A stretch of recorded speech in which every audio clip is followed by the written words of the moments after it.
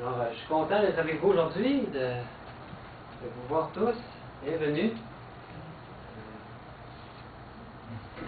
Puis on va avoir un moment de méditation. Puis après, pour ceux qui savent pas qu'ils viennent, après il va y avoir le moment d'étude. On commence toujours par une méditation. On va pouvoir en apprendre plus, comme disait Richard, d'en apprendre plus sur l'amour de Dieu.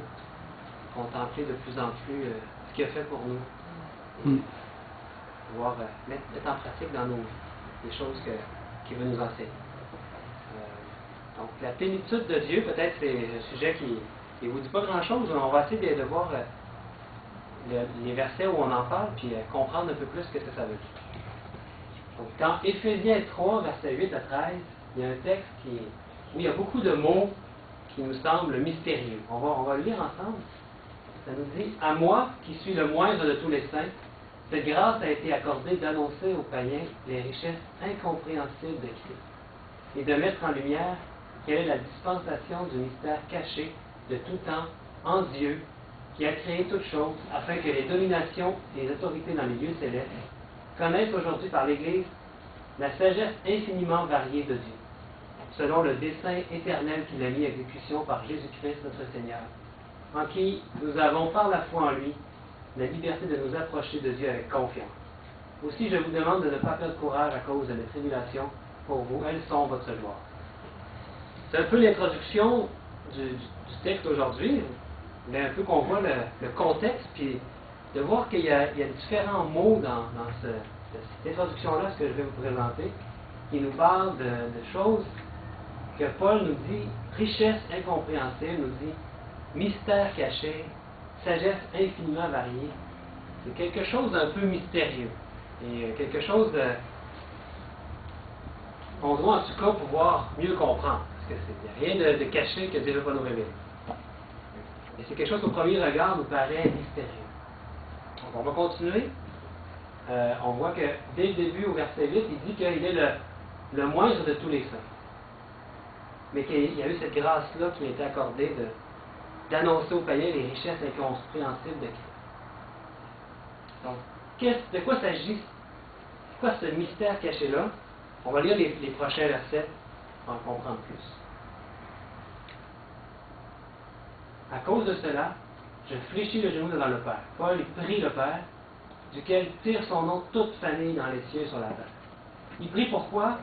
Pour qu'il vous donne, selon la richesse de sa gloire, d'être puissamment fortifié par son esprit dans l'homme intérieur, en sorte que Christ habite dans vos cœurs par la foi, afin qu'étant enraciné et fondé dans l'amour, vous puissiez comprendre avec tous les saints quelle est la largeur, la longueur, la profondeur et la hauteur, et connaître quoi? L'amour de Christ. C'est pour ça qu'il prie, pour qu'on puisse connaître l'amour de Christ, qui surpasse toute connaissance, en sorte que vous soyez remplis jusqu'à toute la plénitude de Dieu. La plénitude de Dieu. On va essayer de comprendre un peu plus qu'est-ce que ça veut dire, être rempli de toute la plénitude de Dieu. Puis c'est ce que Paul ici prie. Il prie pour qu'on puisse connaître cet amour-là. Mais c'est pas un amour qui est comme on peut penser, ou un amour qui est l'amour traditionnel humain qu'on a en nous normalement. C'est un amour qui est mystère, qui est un mystère caché, qui est incompréhensible. C'est quelque chose dans lequel on doit plonger nos regards. Est-ce qu'on peut dire aujourd'hui qu'on connaît l'amour de Jésus complètement? Étant donné qu'il dit que cet amour-là surpasse toute connaissance, je pense qu'on ne pourra jamais dire qu'on comprend ou qu'on connaît parfaitement cet amour. C'est quelque chose qui dépasse, qui dépasse toute connaissance. Si quelqu'un vous dit qu'il comprend parfaitement l'amour de Dieu, vous pourrez lui dire d'après le verset 19 qu'il va toujours pouvoir en apprendre plus sur l'amour de Jésus. Puis même Ellen White nous dit, dans le livre Vers Jésus, que les thèmes de la rédemption et de l'amour, ça va être des sujets dans lesquels les rachetés, les anges même, désirent plonger leur regard. Et pour l'éternité, nous allons continuer. Il est dit que ce sera la science des rachetés. Donc, on va continuer à aller à l'école. On va continuer à avoir des sciences à étudier, même quand on va être avec Jésus au ciel. Et peut-être qu'on n'étudiera plus les maths ou le français, mais on va étudier la science de l'amour de Dieu. C'est quelque chose que, pour l'éternité, on va continuer à en apprendre. Dieu va nous surprendre encore plus. Ça. La profondeur, on a vu tantôt, Non, c'est ici. La largeur, la longueur, la profondeur, la hauteur de son amour. C'est quelque chose qui est tellement infini que pour l'éternité, on va devoir continuer à étudier ce thème-là. Donc, si les rachetés pour l'éternité vont étudier ce sujet-là, pensez-vous qu'on ne devrait pas l'étudier un peu plus aujourd'hui? C'est sûr que c'est un sujet qui mérite notre étude, puis je voudrais vous montrer une petite citation du livre Vers Jésus. Hélène White nous dit: la miséricorde et l'amour infini de Jésus-Christ, le sacrifice consommé en notre faveur, voilà ce qui doit faire le sujet de nos réflexions les plus sérieuses et les plus solennelles. Chaque jour, on peut en apprendre plus, un peu plus de notre Père Céleste, et faire de nouvelles expériences de sa grâce, de son amour. Ces expériences-là vont faire naître en nous un besoin irrésistible de parler de son amour. Comment est-ce qu'on peut en apprendre plus sur l'amour de Dieu? Que vous avez des façons qu'on peut en apprendre plus sur l'amour de Dieu. Tu veux qu'on partage? Alors, pourquoi pas? Ok, Comment est-ce qu'on peut en apprendre plus sur l'amour de Dieu? En le côtoyant. En le côtoyant. Donc, ça peut être par la prière. Ça peut être aujourd'hui, être avec des frères et sœurs, comme ça. On se fortifie les uns les autres. Ça, c'est une façon aussi de témoignage personnel. En bénéficiant de sa création, en admirant sa création. Oui, dans le service. Dans le service dans le service aux autres, oui. On peut en apprendre plus sur l'amour de Dieu. Oui, il dit qu'il y a plus de plaisir à donner qu'à recevoir. Donc, quand on fait du bien à des gens, on rend service, puis on a vraiment l'impression que c'est lui qui nous a poussé à le faire, c'est sûr qu'on en apprend plus sur son amour. Parce que lui a été un homme dans sa vie qui nous a servi d'une façon, était le plus grand serviteur que la terre a porté. Plus on voit son amour, plus on voit notre faiblesse à nous autres, notre pauvreté. Même si le désir est là, il faut toujours retourner à Dieu tout le temps. Exactement. On peut en apprendre plus en lisant sa parole. Dieu peut nous inspirer, nous faire voir une facette de l'amour de Dieu qu'on n'avait pas encore compris. Beaucoup de façons que Dieu peut nous aider. Par exemple, il dit ici: mais celui qui garde sa parole, l'amour de Dieu est véritablement parfait en lui. Par là, nous savons que nous sommes en lui. Donc, garder sa parole, Dieu nous parle à nous tous, puis c'est de garder ces paroles-là qu'il nous dit quand il nous parle. Ça peut être de différentes façons. Par l'entremise d'une autre personne, des fois, il va se servir de quelqu'un pour nous parler. Mais c'est de faire vraiment de la personne pour nous dire quelque chose. Il peut faire ça. Puis on va en apprendre plus sur l'amour de Dieu. Il faut être attentif. Dans notre vie, il nous arrive souvent des épreuves. Il nous arrive des fois des joies, plein de choses. Tout ce qui nous arrive, Dieu veut nous parler de son amour, de ces façons-là aussi. Bien sûr, par la prière aussi, on a dit tantôt, dans notre relation avec Dieu, prière en famille, en groupe, prière personnelle surtout, qui était si importante. Vous savez que Paul a eu de nombreuses épreuves. Il y a des textes, j'en ai choisi un aujourd'hui, qui nous montrent toutes les épreuves qu'il a subies. On va regarder dans 2 Corinthiens 11, j'ai un texte ici, les épreuves de Paul. Regardez bien ça. Il dit: 5 fois j'ai reçu des Juifs 40 coups moins 1. 3 fois j'ai été battu de verge. 1 fois j'ai été lapidé. 3 fois j'ai fait naufrage. J'ai passé 1 jour et 1 nuit dans la ville. Fréquemment en voyage, j'ai été en péril sur les fleuves, en péril de la part des brigands, en péril de la part de ceux de ma nation, en péril de la part des païens, en péril dans les villes, en péril dans les déserts, sur la mer, parmi les faux frères. J'ai été dans le travail, dans la peine, exposé à de nombreuses veilles, à la faim et à la soif, à des jeûnes multipliés, au froid et à l'humidité. Wow, il en a vécu des choses, hein? Essayons de comprendre qu'est-ce qui pousse Paul à supporter autant de difficultés. Pourquoi vous pensez qu'il supporte toutes ces épreuves-là?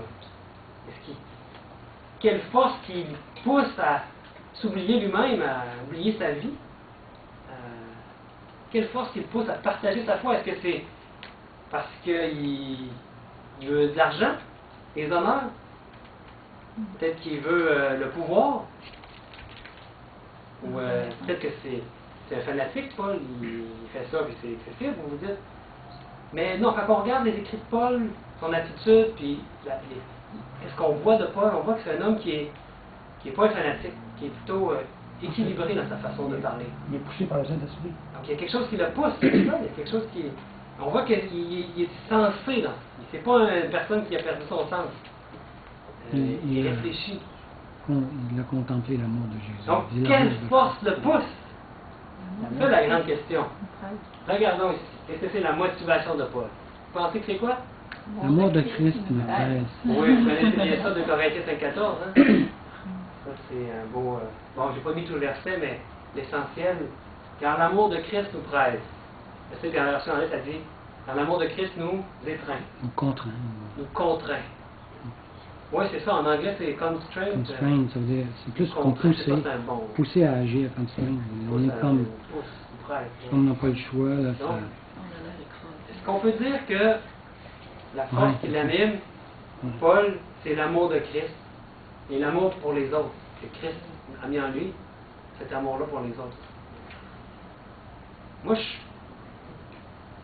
pourrais dire, je pense que même l'amour, c'est une force, comme on connaît la force, les forces de physique, la gravité, force nucléaire, les forces, d'autres forces existent. L'amour, c'est la même chose. C'est quelque chose de tangible pour moi dans la vie. Puis dans le monde, on le voit aussi, quelque chose de tangible. L'amour, c'est une force. On peut mettre une équation là-dessus. C'est quelque chose qui régit l'univers, ça fait partie du caractère de Dieu. Lorsque l'amour du Christ est en nous, quelque chose se passe. Il y a un courant, il y a quelque chose qui se passe. Il est impossible de rester bien assis alors que des hommes meurent sans connaître Dieu. On ne peut pas rester insensible à la souffrance quand il y a cet amour-là qui nous pousse. On ne peut pas rester insensible à l'injustice, au racisme. L'amour, c'est le moteur de la véritable action. Car l'amour est la plus grande des forces. S'il y a quelqu'un qui se fait frapper dans la rue ici, un petit jeune, boum, il part, il se fait frapper. Oups. Il y a quelque chose qui va nous pousser à aller. Il vient de se passer quelque chose, il y a de la souffrance. On n'est pas là à rester impassible et à attendre que quelqu'un d'autre vienne le voir. Non, on ne peut pas continuer avec ça, c'est plus important. Je suis sûr que la salle va se vider, on va aller dehors. Il y a quelque chose qui nous pousse à l'action. C'est concret, ça, c'est une force. C'est l'amour qui est vers notre frère, qui est dans le trouble, puis on va l'aider. Multipliez les exemples dans tout ce que vous pouvez imaginer. Si je vous disais, l'amour n'existe pas, que penseriez-vous? Je sais qu'il y a des couples ici, j'en vois moi un, là, puis il y a un autre là-bas là, qui écoute derrière, avec Pierre. Pensez-vous que l'amour existe? Est-ce que ça a changé quelque chose dans votre vie? L'amour a-t-il changé quelque chose dans votre vie? Vous savez, certains par amour, qu'est-ce qu'on fait quand on est en amour? On va offrir des fleurs. Moi, j'écrivais des lettres d'amour quand j'étais amoureux. Je suis encore amoureux. Mais bon, étant donné la passion passe, mais vous savez ce que je veux dire, hein? Par amour, on écrit des poèmes, on écrit des chansons, des lettres, on offre des fleurs, des chocolats. Comment est-ce qu'on se sent quand on est amoureux? Ça fait longtemps. As-tu déjà tombé en amour? On dit que le véritable amour arrive quand la passion s'éteint. Quand est-ce que je vais avoir mes chocolats? Réfléchir à ça. Mais comment est-ce qu'on... Pardon? Que l'amour, le véritable amour commence dans un couple quand la passion est disparue. C'est là que quand il n'y a plus de passion, là, c'est qu'ils restent ensemble parce que... J'ai toujours aimé, moi. Parce qu'il y a vraiment de l'amour. J'ai toujours plein d'amour. Il faut toujours écouter jusqu'à la fin. Hein. Mais comment est-ce qu'on se sent quand on est amoureux? Peut-être, rappelez-vous, ça est sûrement tous déjà arrivé. Qu'est-ce qui se passe en nous quand on est amoureux? On dit prend toute la place. on se sent comme léger comme un petit oiseau, comme dans les nuages.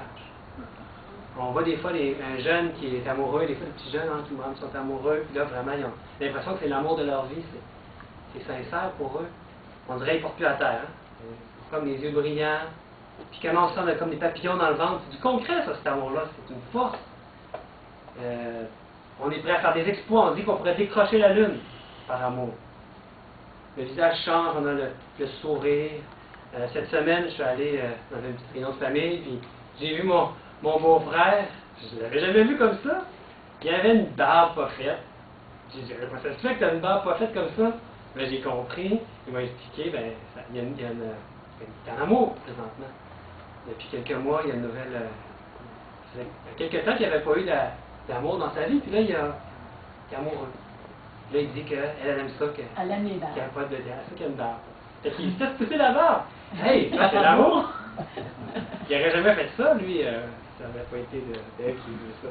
Donc, il y a quelque chose qui change, il y a quelque chose qui se passe avec l'amour. On dit que sous l'effet de l'amour, une brute peut devenir un ange. Même les Hells Angels, les pires meurtriers, avec leur être aimé ou avec leurs enfants, ils sont pleins d'amour. L'amour, c'est quelque chose que Dieu a mis en chacun, cet amour. On va apprendre un peu plus loin qu'il y a différentes sortes d'amour. On aime ses parents, on aime sa femme, ses enfants, sa fiancée. On ressent pour eux quelque chose de plus. Quelque chose. On dit que l'amour bouleverse la vie. Donc ça vient de Dieu. Derrière tous les actes du Créateur, il y a d'abord l'amour. Qu'est-ce qui retenait Jésus sur la croix? Est-ce que c'est seulement les clous? C'est son amour. Il pouvait les arracher, il pouvait descendre de la croix, il n'y avait aucun problème, mais plein d'anges que sous ses ordres auraient obéi à ce qu'il aurait demandé. Il aurait pu mettre fin à ses souffrances. Pourquoi est-ce qu'il est resté sous la croix jusqu'à la mort? Par amour pour moi, par amour pour vous, par amour pour l'avocat, le boulanger, la prostituée, par amour pour tous les êtres humains, même pour les enfants. Par exemple, si maintenant il y a quelqu'un qui ne croit pas en Dieu, peut-être qu'il pourrait dire de croire en Dieu ou qu'il pourrait la quitter juste pour ça. C'est vraiment un croyant. On va réfléchir à ça. Pour annoncer Jésus-Christ, on peut avoir des gros budgets, on peut avoir de la publicité, mettre des affiches partout, des prospectus, emmenez-en. Mais tout ça ne sert à rien s'il n'y a pas l'amour. Est-ce que notre amour pour Dieu est profond ou superficiel? Le Créateur, le Tout-Puissant, nous pose la question suivante. Et toi, m'aimes-tu? Peut-être ça vous rappelle une question que Jésus a posée à Pierre. Un jour, il était sur le bord du lac de Galilée, après la résurrection, où il réapparaît ses disciples. Il avait passé un peu de temps avec eux. Souvenez-vous de ça, quand il a posé la question 3 fois? On va le regarder. Ici.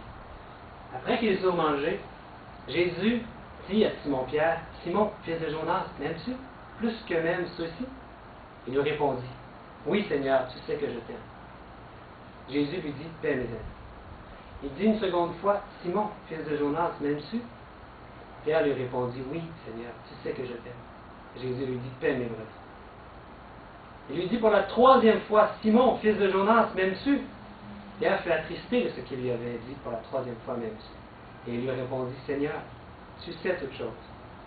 Tu sais que je t'aime. » Vous savez, ce texte-là, peut-être vous parle comme ça. Mais il y a quelque chose d'encore beaucoup plus profond qu'on peut découvrir avec ce texte-là. Et je vais vous montrer maintenant le même texte, avec la vraie signification de ce que vous voyez en caractère gras, le mot amour, dans ces 3 questions-là. Donc, première question qu'il lui pose, il dit, « Simon-Pierre, fils de Jonas, m'aimes-tu? » Et le mot qu'il arrête de lui dire, c'est « agapé ». Vous savez, ça s'appelle le groupe agapé. C'est pas pour rien, parce que l'agapé, c'est un amour inconditionnel, un amour qui est prêt à se sacrifier pour l'autre, un amour qui est prêt à donner sa vie. C'est ce que Christ a fait pour l'humanité. Donc il lui dit, m'aimes-tu cet amour-là? Il lui répondit, oui Seigneur, tu sais que je t'aime. Il lui dit, philéo. Il dit, tu sais que je t'aime. Un amour filial, un amour humain. Il lui dit, tu sais que je t'aime. Je lui dis, paix mes amis. Alors là, il lui repose la question, m'aimes-tu?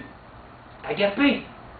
Puis Pierre lui répond encore la même chose. Tu sais, tout ce que moi je t'aime, philéo. Puis beaucoup de commentateurs disent que pourquoi il a dit 3 fois, parce que quand Jésus s'est fait crucifier, avant de se faire crucifier, 3 fois il a renié Jésus avec le coq-chambre. Et il lui repose une 3e fois la question, il lui dit, Simon, fils de Jonas, m'aimes-tu? Puis là, Jésus lui dit pas agapé, il lui dit philéo. Regardez dans vos concordances. Vous allez voir que ce que je dis, c'est la vérité. Dans le français, il y a juste le mot amour, mais ici, le texte, on le comprend beaucoup mieux quand on met les vrais mots. Philéo lui dit. Maintenant, il lui dit plus agapé, il lui dit m'aimes-tu? Et c'est pour ça que Pierre fait attrister. de ce qu'il lui avait dit pour la troisième fois, m'aimes-tu? Parce qu'il lui disait maintenant, m'aimes-tu d'un amour? Il dit, Seigneur, tu sais toutes choses. Tu sais que je t'aime. Il dit, tu sais toutes choses, tu sais que moi, où je suis rendu dans ma vie, je n'ai pas encore compris cet amour-là que tu veux m'enseigner. Ce que je connais, c'est l'amour. L'amour humain, l'amour filial. Et nous, comment aimons-nous Dieu? Comment notre amour se manifeste-t-il? Peut-être vous allez me dire, j'aime Dieu, des cantiques dans la forêt, des prières, et on va aller cultes, et c'est toutes des bonnes choses, c'est déjà pas mal, vous avez bien raison. Mais quand on regarde les choses de plus près, ça c'est chacun en nous, comment est-ce que notre amour est avec Dieu? Comment est notre relation avec lui? Parfois on se rend compte que nos prières sont plutôt routinières, et faites de phrases qui reviennent jour après jour, ou elles sont brèves comme un télégramme. Seigneur, bonjour. Seigneur, bon appétit. Seigneur, bonne nuit. Nos vies spirituelles peuvent se résumer à ça. Le Seigneur nous demande quelle est la profondeur de notre amour aujourd'hui pour lui. Comment est-ce que je vis ça dans ma vie? Qu'est-ce que vous diriez d'un couple qui fonctionne de cette façon? Le matin au réveil, bonjour ma chérie, le déjeuner est-il prêt? À midi, bon appétit ma chérie, j'espère que tu as bien réussi ton gâteau. Le soir, bonne nuit ma douce, à demain, terminé. Et cela, 365 jours par année, pendant 40 ans. Cela vous conviendrait-il? Êtes-vous d'accord avec moi qu'il manquerait quelque chose à ce couple? Quelque chose manque-t-il à mon amour pour Dieu? Comment est-ce que j'ai vécu ça jusqu'à présent dans ma vie? Quand nous y pensons, peut-être on éprouve de la tristesse comme Paul, comme Pierre, excusez-moi. Jésus a dû lui poser 3 fois la question même-ci pour qu'il prenne conscience que son amour était superficiel. Jésus, il avait été avec lui pendant 3 ans et demi. Il avait vu cet amour-là. Puis à ce moment-là, son amour, Pierre n'était pas converti à cet amour-là. Il n'avait pas encore compris la profondeur de l'amour de Dieu. Pendant 3 ans et demi, il était avec Jésus. Donc, nous, on doit aussi en apprendre de ça. Tu sais, ça fait longtemps qu'on est avec Jésus. On lui parle matin, midi, soir. Mais qu'est-ce que c'est la profondeur de mon amour avec Dieu? Est-ce que, comme Pierre, j'en suis à cet amour-là? Dieu veut nous amener un amour encore plus profond, ou plus profond, plus large encore, qu'il veut mettre en nous. Et vous savez, souvent, c'est nous qui résistons à ça. Donc, Pierre avait besoin de comprendre quelque chose avec ce que Jésus lui a dit. Et Jésus avait vraiment, savait tout ce que Pierre allait subir, allait affronter. Il avait besoin, il est revenu puis il avait besoin de lui dire cette chose. C'est pas pour rien qu'il lui a dit. Ça a sûrement été un tournant dans la vie de Pierre, moi je pense. Peut-être même cette journée-là, il a été vraiment converti. Et en tout cas, il avait besoin de réaliser que sa vie spirituelle, son avenir, son service dépendait essentiellement de l'amour qu'il avait pour le Seigneur. Parce que Dieu a un amour pour nous, pour chaque être humain, ça c'est sûr. Mais notre amour, nous, pour Dieu, comment on répond à son amour? Est-ce que Dieu demande des actions héroïques? Des fois. Est-ce que Dieu demande des confessions de foi spectaculaires? Paul, c'est arrivé, il y a eu il a pris la lumière. Est-ce que Dieu demande notre argent, notre intelligence? Non. Il demande simplement de l'aimer, de répondre à son amour par notre amour. Et il va faire le reste avec nous. Peut-être ça va être spectaculaire, mais bien souvent, c'est dans des petites choses, des petits témoignages, des petites actions qu'on fait autour de nous pour rendre notre monde un peu meilleur. Et les gens se posent la question, mais wow, qu'est-ce que c'est cet amour-là qui est en lui? C'est pas un amour ordinaire, c'est pas un amour normal dans notre monde. Et ils voient l'amour de Dieu, et ils bénissent Dieu, ils remercient Dieu pour cet amour-là. C'est l'amour qui change notre vie, qui fait quelque chose de plus que les gens peuvent percevoir, qui les pousse à se poser des questions, qui les pousse à vouloir savoir c'est quoi le secret, comment ça se fait que tu es toujours joyeux, toi, puis que tu veux toujours aider les gens. C'est cet amour-là que Dieu veut mettre en nous. Aimer Jésus. Qu'est-ce que ça veut dire vraiment? On dit, on doit aimer Dieu, aimer Jésus. Mais c'est d'abord maintenir une relation de chaque instant avec lui. Comme lorsqu'on est fiancé ou marié. L'amour est une question de relation. Vous êtes marié avec quelqu'un, puis vous vous voyez juste une fois par semaine, une fois par mois, Ou vous voyez juste le soir, puis il y a un petit bec, on se couche? Qu'est-ce que c'est la relation qu'il y a entre les deux amoureux? Peut-être on s'aimait, mais l'amour, elle va se perdre, parce qu'il n'y a pas de relation entre les deux. Donc, l'amour, c'est d'abord une question de relation. Si je ne suis pas heureux de retrouver celle que j'aime, de lui parler, est-ce qu'il y a encore de l'amour? Quand Alain revient d'Amkoui depuis une semaine qu'il est parti, je suis sûr qu'elle a hâte de lui parler, de le voir. Hein? On a hâte de se voir parce que l'autre nous a manqué. Cette relation-là nous a manqué. Parce qu'il y a l'amour. Et si je ne prends pas le temps de parler à Dieu chaque jour, puis aussi de l'écouter, vous savez. Souvent on parle beaucoup, mais on oublie d'écouter Dieu. Des fois on prie, il faut juste le silence dans notre tête. Vous savez, Dieu va nous parler. Croyez-vous à ça? Il veut nous parler, mais il faut qu'on des fois on fasse le silence dans notre tête. Il y a des choses à nous dire. Mais si on ne prend pas le temps avec Dieu pour rentrer en relation avec lui, est-ce qu'il y a encore de l'amour? Cet amour-là s'effrite. Cet amour-là peut aller jusqu'au divorce. À un moment donné, on n'entend plus sa voix. Le Seigneur veut attirer à lui tous les pécheurs en leur révélant son amour infini. Et on a vu tantôt, c'est un amour qui surpasse toute connaissance. Est-ce que nous méritons cet amour? Absolument pas. Nous sommes des pécheurs qui méritons la mort. Dans la parabole du Fils prodigue, il est clair que ce que reçoit le Fils à son retour à la maison est totalement immérité. Vous connaissez l'histoire du Fils prodigue? Il revient, il a tout flambé d'avoir qu'il avait reçu son héritage. Puis il revient, il demande juste d'être traité comme un de ses serviteurs. Et finalement, qu'est-ce qui arrive? Le père le reçoit avec l'anneau au doigt, il tue le veau gras, la grosse fête. Il ne méritait pas ça. On se dit, ben, c'est injuste. C'est quoi ce père-là? Donc, c'est la même chose pour nous. Nous sommes comme le Fils prodigue. Et ce qui nous donne, cet amour-là qui nous donne est totalement immérité. C'est la grâce. L'amour que le Père manifeste envers le Fils prodigue, vous savez, est le même amour qu'il manifeste envers le Fils aîné, qui lui était resté à la maison, puis qui avait continué à servir son Père. Par contre, le Fils aîné est en colère quand il revient. Il dit, pourquoi tu fais ça à lui? Et pourquoi tu déroules le tapis rouge pour lui qui revient, qui est parti? Puis il est fâché contre son père parce que lui, ce fils aîné-là, pensait mériter mieux que son frère. On va lire quelques versets qui nous en parlent dans Luc 15 qui dit, mais il répondit à son père, le fils aîné, voici, il y a tant d'années que je te sers sans avoir jamais transgressé tes ordres, et jamais tu m'as donné un chevreau pour que je me réjouisse avec mes amis. Et quand ton fils est arrivé, celui qui a mangé ton bien avec des prostituées, c'est pour lui que tu as tué le veau gras? Mon enfant, lui dit le père, tu es toujours avec moi, et tout ce que j'ai est à toi. Tout ce que j'ai est à toi. Non comme un salaire.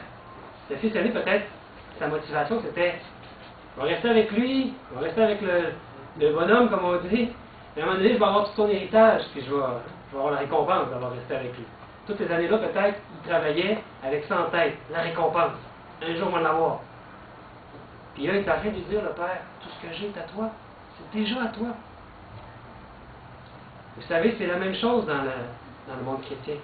On peut travailler pour le Seigneur en attendant la récompense.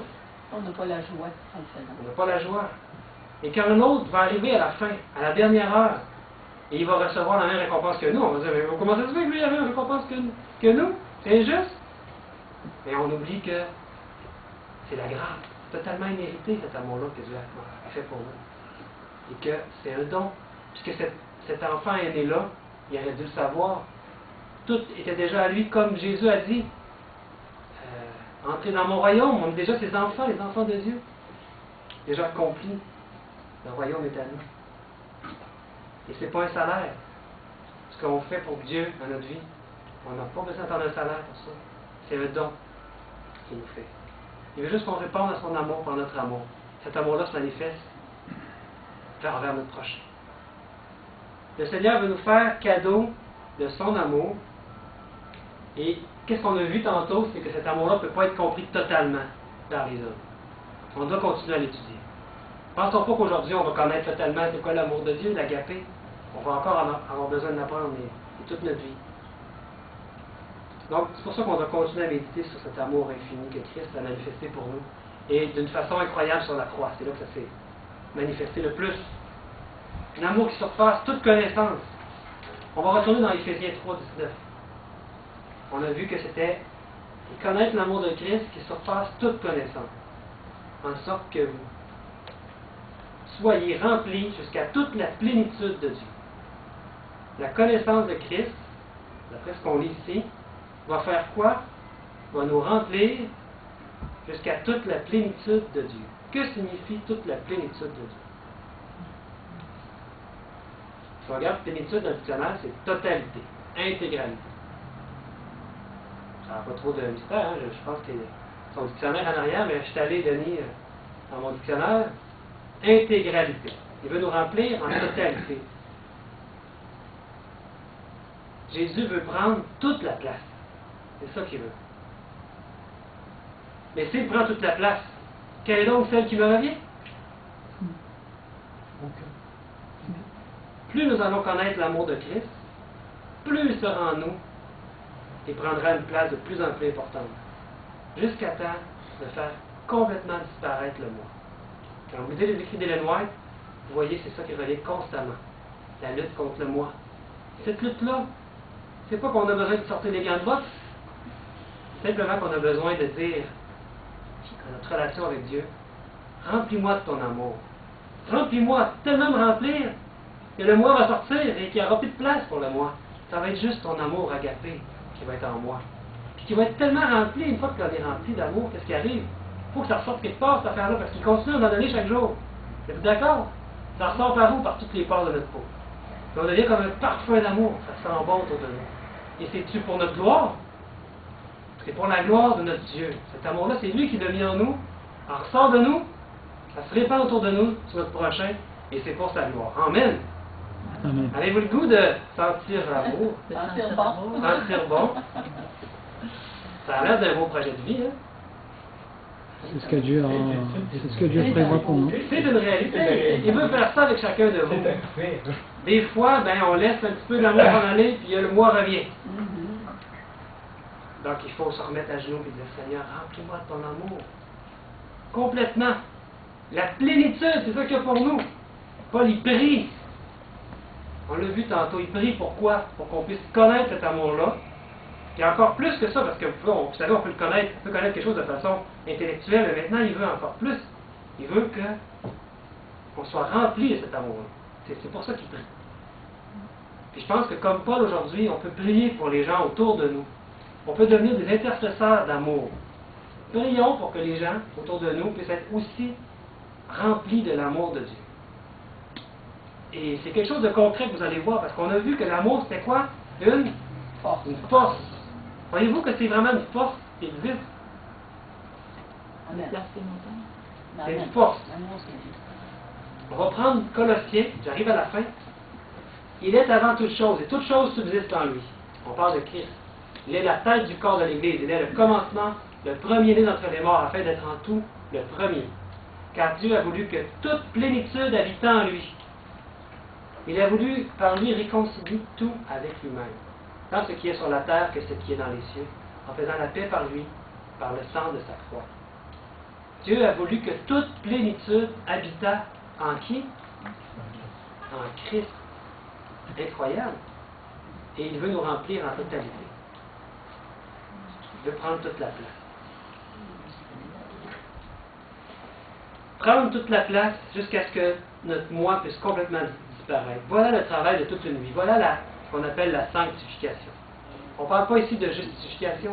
Vous savez, quand Christ a donné sa vie, quand ce plan-là a été élaboré, tous les êtres humains ont été réconciliés avec Jésus. Amen. Et maintenant, quand on arrête de résister contre cet amour-là, parce que vous savez, beaucoup d'êtres humains aujourd'hui sur notre terre, malheureusement, résistent encore contre cet amour-là. Et si on ne résiste pas contre cet amour-là, on la laisse entrer en nous, elle nous transforme. Et elle prend de plus en plus toute la place en nous. Est-ce que c'est ce que vous souhaitez?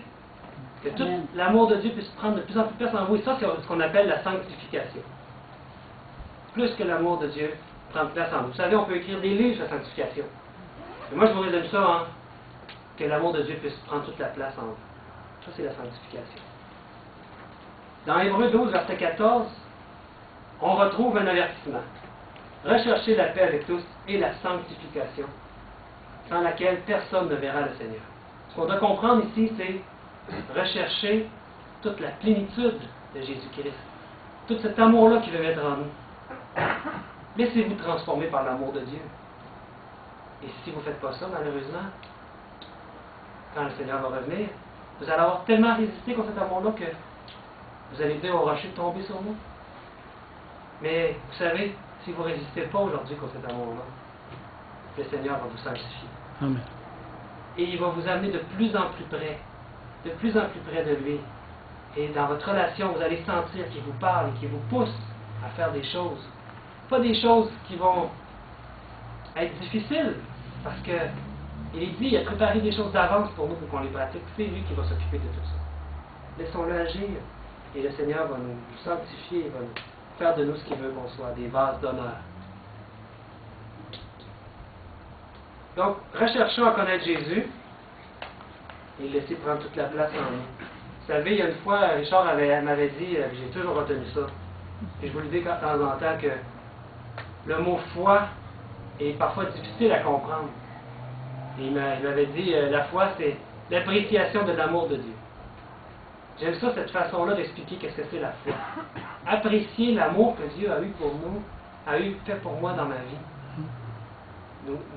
Cette appréciation-là de l'amour de Dieu, on peut en apprendre chaque jour un peu plus, apprécier un peu plus chaque jour, ce que je veux dire, et notre foi grandit. Et nous devons aussi rechercher la paix. Il est dit que votre douceur soit connue de tous, de tous les hommes. Le Seigneur est proche. Vous savez, la douceur, c'est une ramification de l'amour. Tous les fruits de l'esprit, sont des ramifications de l'amour. Il est dit, le Seigneur est proche, ne vous inquiétez de rien, mais en toute chose, faites connaître vos besoins à Dieu par des prières et des supplications, avec des actions de grâce. Et qu'est-ce qui va arriver? La paix de Dieu, qui surpasse toute intelligence, gardera vos cœurs et vos pensées en Jésus-Christ. Peut-être qu'il va y avoir des moments difficiles dans vos vies, mais il va y avoir la paix de Dieu, qui surpasse toute intelligence. Vous voyez les superlatifs qu'il y a, hein? Richesse incompréhensible, qui surpasse toute connaissance, qui surpasse toute intelligence. On ne doit pas se battre contre quelque chose comme ça. Cet amour-là est tellement grand. Dieu, quand il le met en nous, nous allons ressentir sa paix. Par la prière, nos cœurs et nos pensées resteront en Jésus. Philippiens 1, 9, 10 nous dit, qu'est-ce qu'il demande dans sa prière? Et ce que je demande dans mes prières, c'est que votre amour augmente de plus en plus en connaissance et en pleine intelligence, pour le discernement des choses les meilleures, afin que vous soyez purs et irréprochables pour le jour de Christ. C'est ça. Amour augmente, nous allons vous approcher, nous sommes nous enfants dans la sanctification, c'est ça qui est dit ici, pur et irréprochable. Donc il prie pour que notre amour augmente. Lorsque nous aurons laissé le Christ remplir notre vie de toute la plénitude de son amour, on va devenir des manifestations vivantes de son amour, de l'amour de Dieu. Et on termine par ce beau verset. L'amour ne fait point de mal au prochain. L'amour est donc l'accomplissement de la loi. En faisant ainsi, vous allez accomplir la loi de Dieu. C'est ma prière pour chacun de nous. Que Dieu vous garde. Et on va faire une prière pour conclure.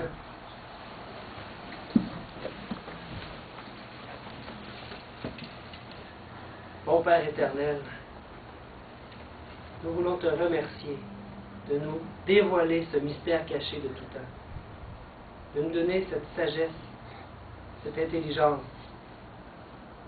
pour en apprendre un peu plus sur ton amour aujourd'hui. On sait que pour l'éternité, on va continuer à étudier le sujet de l'amour.